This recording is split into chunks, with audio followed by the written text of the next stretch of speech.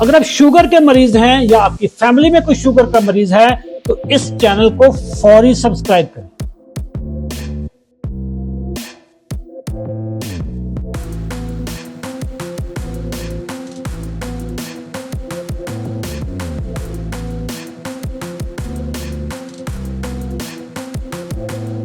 کتاب لکھنا ایک پیشن کا نام ہوتا ہے، اور اشرف چودھری صاحب نے ایک کتاب پہلے لکھی تھی، the craft of selling your self.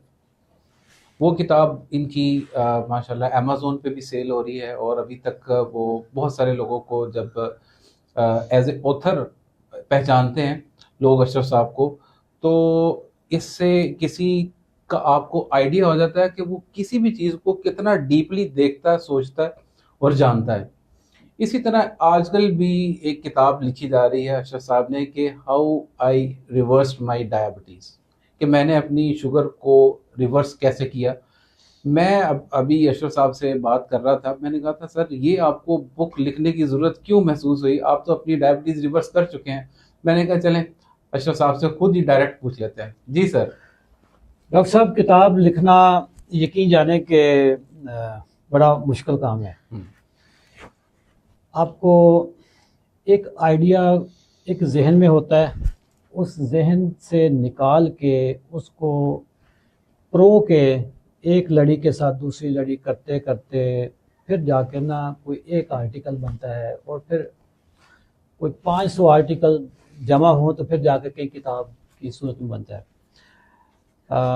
میری جو craft of selling yourself تھی جس کا آپ نے ذکر کیا، یہ میں نے 2009 میں لکھی تھی. میرا کیریئر کا سٹارٹ تھا سیلز ٹرینر کا. اس وقت میں نے جب کیریئر سٹارٹ کرنے لگا نا تو میں نے ایک سوال پوچھا اپنے آپ سے کہ دنیا میں جو ٹاپ کے سیلز ٹرینرز ہیں ان کی کیا خاصیت ہے، ان کے ٹریٹس کیا ہے. پتہ چلا کہ جی دے آر آل آتھرز. اچھا. پہلی چیز ہے کہ دے آر آل آتھرز. تو میں نے کہا جی چلو let start with writing a book. تو میں نے کتاب لکھی، وہ ماشاءاللہ اس کی بڑی پذیرائی ہوئی، کارپوریٹ سیکٹر میں بڑی لائک کی گئی. ابھی بھی میں چینل ویل پہ جب جاتا ہوں تو وہ کتاب میں ان کو دکھاتا ہوں، گفٹ لے کے جاتا ہوں. ہم نے اس کو کتاب کو نا پاکستان میں فری کر دیا. اس کی جو ای بک تھی وہ ہم نے یوٹیوب پہ ڈال دی کہ یار کوئی بھی بندہ سرچ کرے the craft of selling yourself یا book by Ashraf Chaudhry YouTube پہ سرچ کرے تو وہ مل جاتی ہے، گوگل پہ مل جاتی ہے. یہ جو ابھی کتاب میں آج کل لکھ رہا ہوں یہ بڑی ذمہ داری آ گئی سر.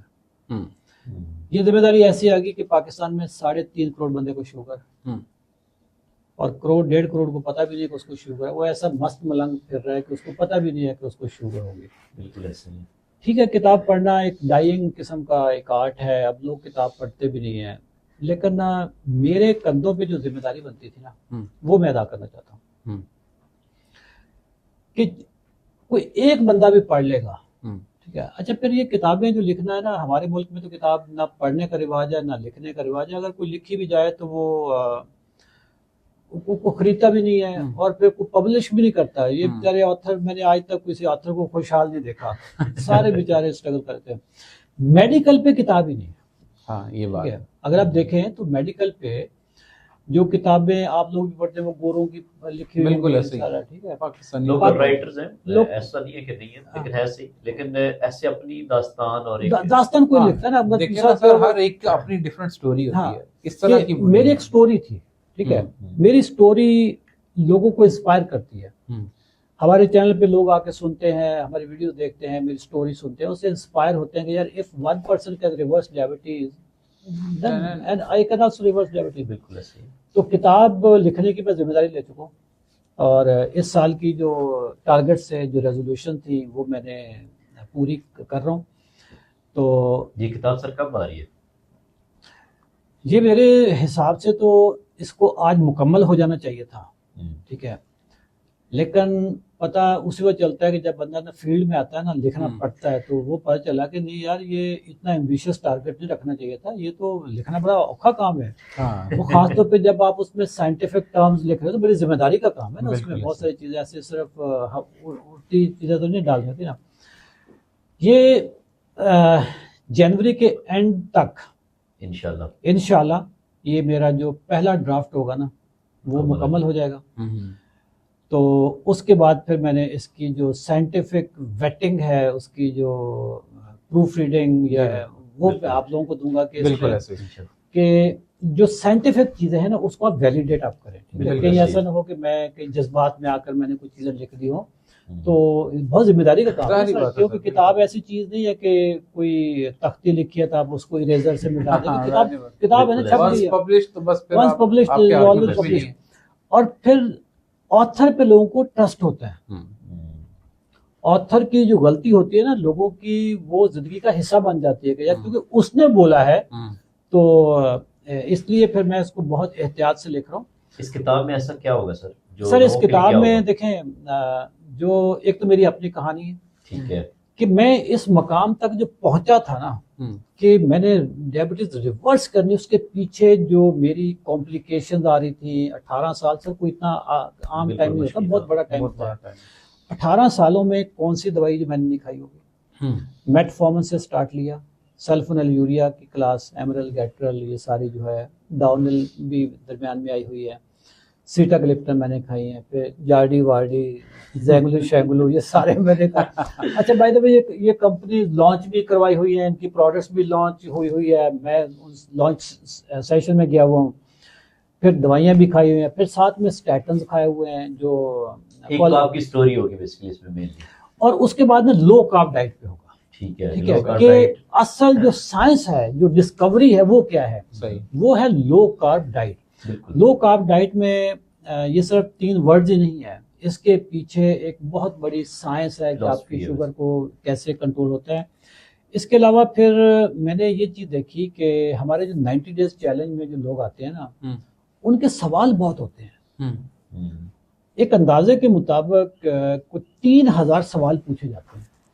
کچھ بچگانا بھی ہوتے ہیں، جیسے ابھی بریک میں ڈاکٹر کیسر صاحب بھی کہہ رہے تھے کہ جی واش روم کون سے ٹائم پہ جانا چاہیے. کچھ طرح کے سوال بھی ہوتے ہیں. لیکن کچھ سوال ایسے ہوتے ہیں، دیکھیں ہر بندے کا نا آئی کیو لیول کو ہم اپنے مطابق نہیں کہہ سکتے. ایسے ہی ہے بالکل. تو اس میں یہ کروں گا کہ جو موسٹ فریکوینٹلی آسکڈ کوسچنز ہوتے ہیں، جو ہمارے 90 ڈیز چیلنج ہوتے ہیں، اس کا بھی میں اس میں ذکر کروں گا، اس کا میں جواب دوں گا. فار ایگزامپل ایک سوال ہے کہ بیسن کی روٹی منع ہے جبکہ چنے کھائے جا سکتے ہیں.